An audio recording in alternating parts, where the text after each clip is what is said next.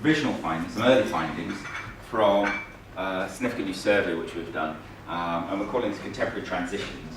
What young Britons, what they reflect on what helps in terms of being young Britons in a labour market today, this labour market.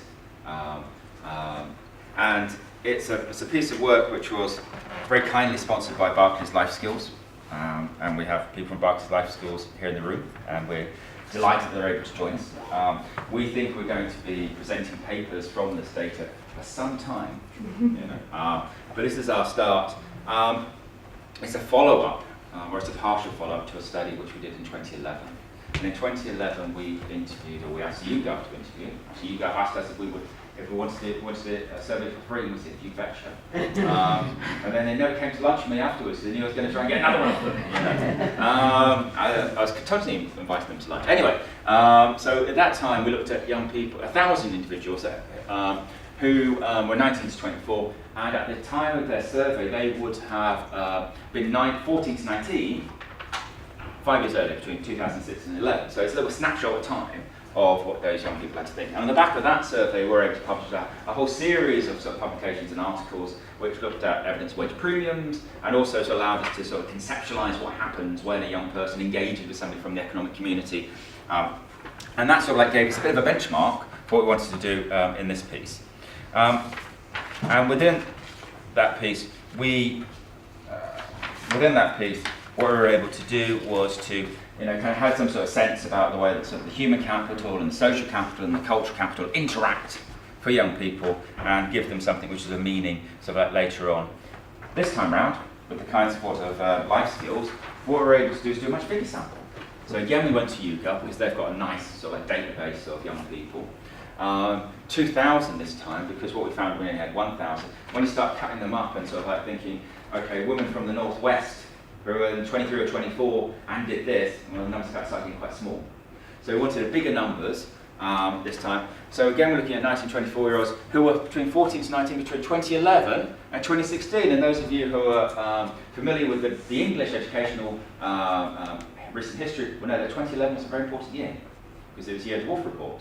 And it was the year that the statutory requirement to work-based learning disappeared.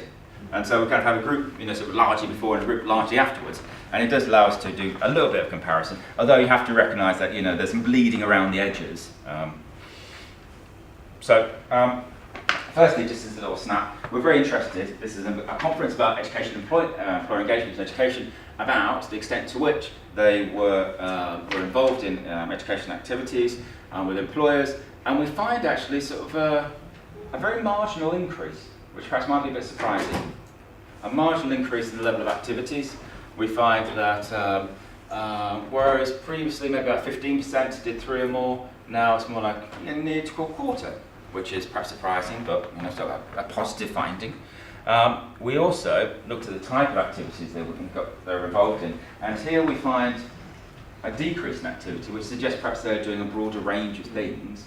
Perhaps less formal things, perhaps less programmatic things than they were doing before. And so this is our baseline. This is, we pulled together all our 14s to 19s, and here we just disaggregate if you think it's interesting to do. And what we see, so this is, we asked the young people, did you do it at 14, 16? Did you do it at 16 plus? And what we find really is a falling off of work experience, but it hasn't really picked up at 16 plus. That was the expectation that it would do. Job shadowing, which we didn't ask about, that's interesting, it's kind of coming in about 10%. Enterprise projects, these we're thinking about kind of both the big ones and the smaller ones. A reduction, mentoring, a big fall. And so in the more programmatic stuff, we're finding falls, which, we don't know everything else which they did, but maybe they're sort of doing repetitions of things, possibly, or a broader range of perhaps more classroom-focused activities. But anyway, that's kind of a way of sort of like initial background, really. This is kind of the meat of what we're here to talk about, because our title is Reflecting What Helps. And we're particularly interested in 2 groups of people. Group 1, who at some point had applied to go to university. They didn't necessarily get in. And it's a big number, and we'll probably need to look at this again for a little bit in terms of weighting. But 80% of our higher education sample at some point had applied to go to university. And we asked those young Britons, Thinking about when you applied to university, was the involvement you had with employers, so you had to have had some involvement with employers, whilst at school or college helpful to you? All right.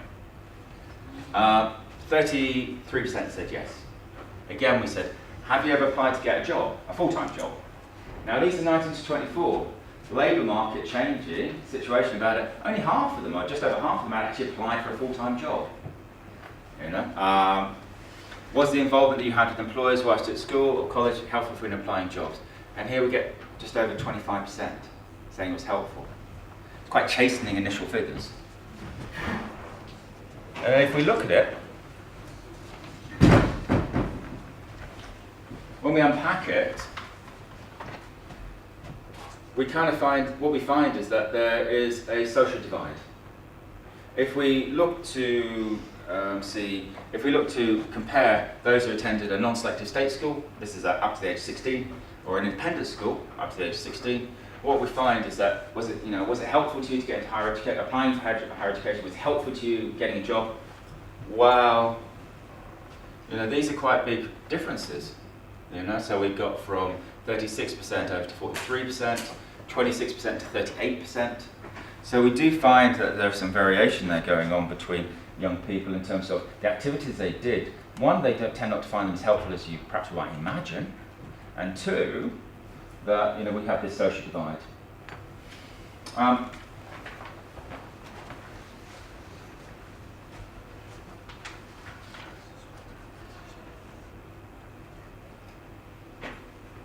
When we look at significance, is that right, Ellie? We look at significance. That was the pre-16 school type. This is post-16, yeah. So we look at post-16. And post-16 we find similar sorts of trends, don't we? So further education colleges, 26%. Independent schools, 39%. Post-16. So this is classifying people. So we've got 44% here for independents. Comprehensive, 37%. So we see social pattern emerging there. Boys and girls. We looked to see if we could find difference between boys and girls in terms of applying to university.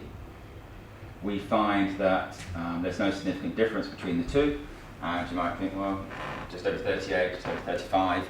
To the naked eye, it kind of looks a little bit, it's about 10% variation, but it doesn't come up as being statistically significant. But in terms of applying for a job, was it helpful to you? What we find is that our males, our young men, are much more likely to say that it was helpful to them than our young women. And then what was it that was helpful? We wanted to try and dig into what's helpful to young people in their transitions into these next stages of their lives after education. And I think, you perhaps might not be able to read all of these from the back there, but they kind of run through a whole list of different options. We basically generated a lot of options. And I should say, actually, sort of our chair, Prue, sort of like helped us in the design of the service which underpins these.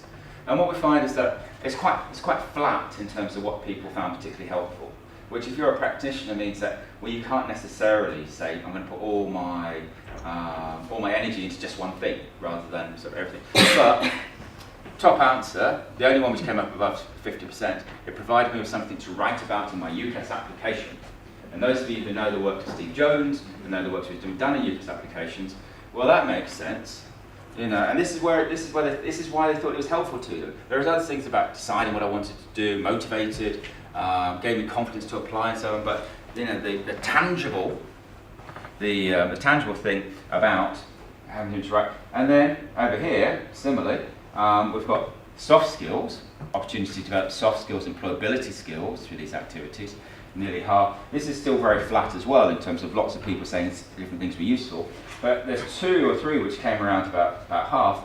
And these are also like new and additional things. So the employability skills are things they're not necessarily getting in their mainstream schooling, but gave me something useful in a job application. I could write about, interning at that bank. I could write about my work experience, how to produce a good CV or application. So these are very practical things which people say, I took away from that, and that's why it was helpful. And then if we move on, we dig into the reasons which they gave, and this is where Rachel jumps in. So we also asked them to do writing questions because we thought we'd want to make of it individual personal stories because we know every young person has a different progression from school to work. So we asked them to think back about their time when they were at school and their experience of the world of work during that time, and think about what activities they found to be the most helpful and why was it helpful.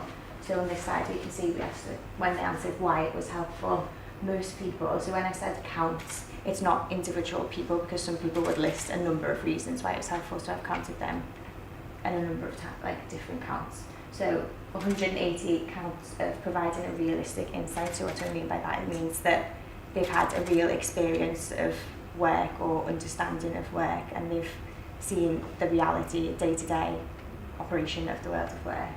And then 149 young people had job realisation. So what do I mean by that? It either told them, yes, this is something I can see myself doing, or no, I can't see myself doing this career. So just some of these quotes here, so just pick out some of them. My work experience placement, I realised it was a job I definitely didn't want to do, so now I'm not wasting my time doing the wrong degree.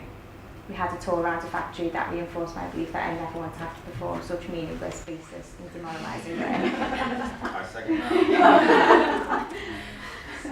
So lock up So to point out, so when people listed different types of activities, so the most common responses were work experience, which we're not surprised about because that is for most schools what most young people do is work experience. And we know that other types of activities are less common within schools, like job shadowing, mentoring, so that would be explaining why more people say work experience. And the second was interesting was part-time job, which is interesting because we know that less people have part-time jobs now, but for in terms of what is most helpful, part-time jobs came up as very helpful. But the majority of young people said either nothing was helpful, or they don't know, or they don't remember anything helpful. So these are some examples of why it might not have been helpful. So honestly, none of them, work experience was too half-baked and lacked the follow-up connections to be meaningful. So I think that's quite a good quote to showcase, because some people would say nothing was helpful because it wasn't in the career I want to do. So that shows how people on the other side could see it was useful because it wasn't the career, but some children can't see that even though it's not what they want to do, they just find it unhelpful from the start. So they don't engage at all with it and they don't reflect on it to cancel out the career is a positive. So that's the reflection process. Excellent, thank you. And then what we moved on to was trying to get a sense about, after that rather chastening sort of data, about which activity seemed particularly helpful and at what age. And basically, if you ask people, was it helpful to you, we find that the more that you did, the more likely it is that you were to agree. Or those that agree that activities they did were helpful to them did more on average than people who didn't do them, which perhaps speaks to Rachel's point about young people being being very firm. They want to do something which is useful to them, and if they don't see it being useful to them, then they're more likely to disengage, perhaps now more than in the past. We looked a little bit about sort of correlations between participation activities and views that that the activities they did in general were helpful. In those, we kind of looked at some of the ratios, and we found it particularly interesting that mentoring scored relatively highly here. Job shadowing did, which is interesting in terms of getting a job. Again, we've got some interesting things on mentoring, job shadowing. What this means is that those people who agreed that it was helpful were 5 times more likely to have done mentoring than those who agreed it was unhelpful. But it's not mentoring they say is helpful; it's that the activities they did as a whole. And so it's just a little indicator, really, which kind of gives us a bit of a sense. Job shadowing is very interesting because it's not something there's been a lot of work done on, and we're very curious about it. And we think in this economy, job shadowing has got a very clear purpose to play, and we want to see more of it. But we have to just pass over that just for now. And we asked the young people, the young adults, what they wanted more of. Well, what they want more of is very practical things. How does the tax and benefit system work? How to create a good CV? How to write a good application? So can you read this at the back? Is that, yeah, okay. How to perform well at interview? I could do with that. How employers actually recruit? That's a key thing. How does it happen? How does this mystery happen? How to manage money once you have an income? How the world of work is changing and which skills are likely to be in demand in the future? And all these ones here in bold are 50% plus. more than half our sample of our 19 to 24-year-olds are saying it's really practical stuff. And they've had quite a lot of employer engagement, but they're coming out of their education saying these recruitment skills, these living skills, are missing. And then we thought, okay, let's do something where we actually did this about 6 hours before the conference started, because we thought we just got really curious. And we thought, is there anything socially happening here? Is there a social dimension to it? So the quickest, easiest way of doing that is isolate the kids who went to independent schools. And because these numbers are lower, what that means is that they're less likely to think that their school didn't give them those useful things. They're more likely to say that they did give them. And what it probably means is that if we just isolated our comprehensive school kids, these numbers would shoot up. Is there a gender effect? We didn't know. And it looks very clear like there is a gender effect. That young women are much more likely, it looks, than young men to want practical information, practical support as a leading education about how to exist in the economy, in the labour market, as they get older.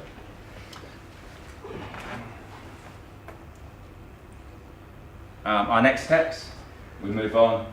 We're looking for wage premiums in this data like we found in 2011. We found some very interesting things which we will report back on. We're looking at social background, the variation between the independent school experience, the comprehensive school experience, the grammar school experience particularly. We'll be presenting insights from this data for some time yet, but for now we must pause and say thank you for your time.